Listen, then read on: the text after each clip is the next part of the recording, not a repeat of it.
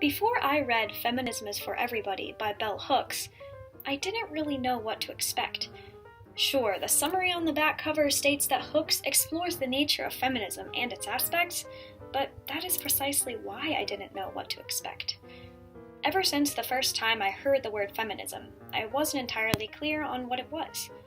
I knew, or at least I thought I knew, the general meaning of the term: equality for women. History had taught me that women were oppressed for centuries and eventually began to stand up for themselves and demand better treatment. The confusing part for me was the way that modern feminists express themselves. Some have a peaceful mentality when expressing their opinions, and others always seem to be angry and hateful.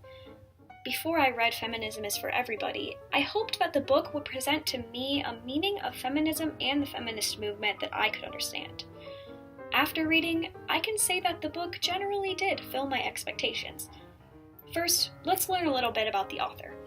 Gloria Jean Watkins, otherwise known as Bell Hooks, has held positions at many institutions, including the University of Southern California, Yale University, and Oberlin College. She is currently a professor at Berea College in Berea, Kentucky, where she founded the Bell Hooks Institute. The Institute documents her life and the various artifacts that she has mentioned in her writing. She began writing her first book, Ain't I a Woman, at age 19.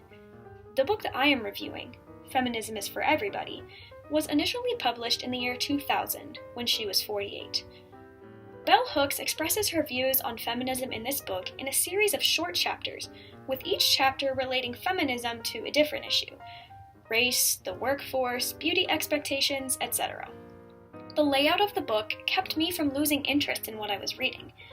The many different subject matters discussed throughout the book also allowed me to make connections to things that I have seen or experienced in my life. One minor inconvenience for me was the lack of punctuation at times. This caused me to have to go back and read those sentences again and really think about what Hooks was trying to say, which could be a turnoff for some readers. Aside from this issue, the conclusion that Hooks is making is pretty clear and logical. The goal of global feminism is to reach out and join global struggles to end sexism, sexist exploitation, and oppression. The content of this book was very informative. In a general sense, this book cleared up a lot of confusion for me on what many people consider feminism to be. One of the things that I enjoyed most about the book was how Hooks described throughout the book that men can and should be a part of the feminist movement. She mentioned multiple times that males need to do their part in the movement as much as women do. Many of the self-proclaimed feminists that I have encountered in my life come across as being anti-male, which has always frustrated me. A quote that I feel shows how Hooks' views of feminism are male-supporting is as follows: "Without males as allies in struggle, feminist movement will not progress." Another feature that I believe strengthens this book is Hooks' descriptions of her experiences. For example, in the chapter titled Sisterhood is Still Powerful, Hooks talks about her schooling experience. She talks about the transition from an all-women's school to Stanford University, and the time when she first came into contact with the feminist movement. In the chapter titled Race and Gender, she discusses her involvement with the movement in college as the only Black female present in feminist classrooms, as her initial participation in the movement was when segregation was widespread. The fact that Hooks is openly sharing how the movement impacted her life is what gives her credibility in addition to her credentials. Even though Hooks admits that she is a radical feminist, which tends to have a negative connotation, the accounts that she shares can be viewed as evidence behind her ideal view of what feminism is. Although I generally enjoyed and benefited from this book, I do believe that there are some parts that come across as confusing or ambiguous to readers. For example, while I was reading the chapter titled Feminist Parenting, I wasn't really sure of the point that Hooks was trying to make. She says multiple times throughout the chapter that the ideal way to parent is to raise children without sexism, but she never really elaborates on that fact.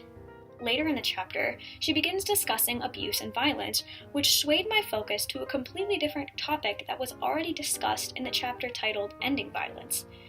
I was very thrown off by the topic change within the chapter and wish that Hooks would have expanded more on a topic that she hadn't already touched upon. Another idea that confused me was a description of the relationship between feminism and lesbianism. I have always considered there to be no significant difference between heterosexual and homosexual relationships. They both require effort from the individuals involved. Throughout the chapter titled A Feminist Sexual Politic, I was under the impression that Hooks was saying that some feminists turn to lesbianism just to rid their lives of men. What confused me was when Hooks proceeded to say that women soon found these relationships were as emotionally demanding and as fraught with difficulties as any other, as if these women expected the relationships to be, quote, easier because they didn't involve men.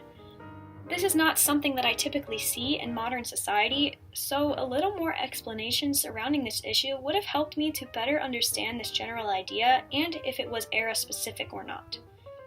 All in all, this book was very enjoyable and helpful to me, someone who has not had a great deal of experience with the feminist movement. Before I was assigned this book to read as a part of my critical thinking class, I had never even heard the name Bell Hooks before. I can confidently say after reading that I recommend this book to anyone who is unclear on the meaning of feminism, wants to learn more about feminism, or just wants to hear someone else's view of feminism. Since Hooks' personal view is not necessarily widespread, having an open mind is essential when reading this book, as while I was reading, some of Hooks' ideas and beliefs were different from my own or things that I have heard. I hope I have given you some insight into this book and into the life and experiences of Bell Hooks.